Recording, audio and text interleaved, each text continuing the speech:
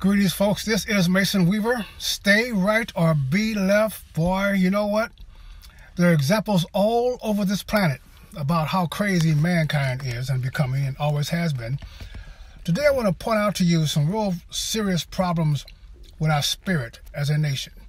There's a story going around of this 10-year-old boy, this 10-year-old child, dancing in a gay bar at night for money, with pedophilia, men surrounding him, throwing money at him. He's a star of the gay pride parades. He has been interviewed by convicted pedophiles, and he's been made to be a hero. The problem is not his parents. Don't say where's the parents. Where is the church? And when I mean the church, I don't mean the building on the corner. I mean the spirit, the people. I mean you. Where are you? Why are we sitting in America and this is going on in a gay bar late at night with a 10-year-old kid working for money? Now, I know it's New York, and I understand liberalism, but I don't understand why we are so silent. Why are we so afraid to offend the offensive? Why are we so afraid to step out and climb out and shout out this nonsense? This is the same spirit of Sodom and Gomorrah, the same spirit that has ruined the lives of mankind for thousands of years. It has not changed, but it's not the spirit of man. Man's spirit is good, but we have a debauchable heart. We have a heart of sin, and we want to bring sin to the forefront. We want to make sin normal. So we are letting this 10-year-old kid, I mean, folks, look at this kid. 10-year-old kid, the money in his hand. His parents are proud of him. He has a blonde wig on, eyelashes, lipstick. What's the purpose of lipstick, gentlemen?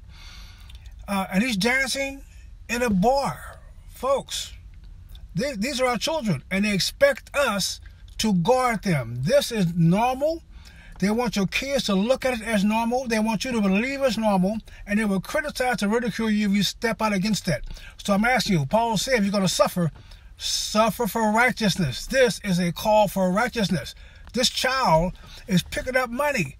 He is working. He's making money. We should be proud of him. He's a business person. His parents are raising him their way. How can we judge this? How can we judge this? Are you kidding me?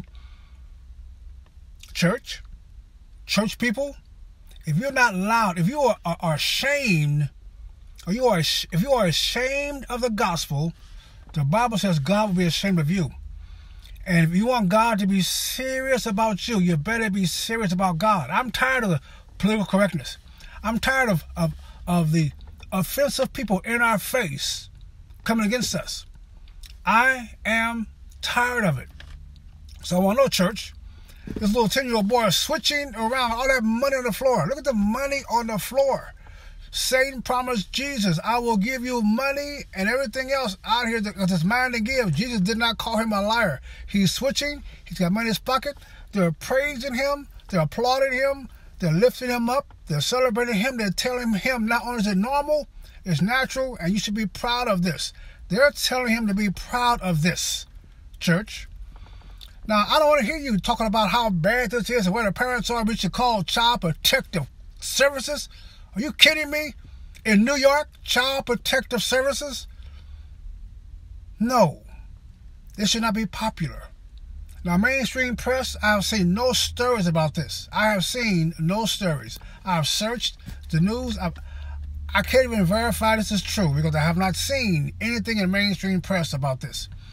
And that doesn't mean it's not true. It's hard to verify. But boy, take a look again, folks. 10-year-old kid. And he has a history. He has been doing this for a long time. He is a celebrity in the pedophilia community.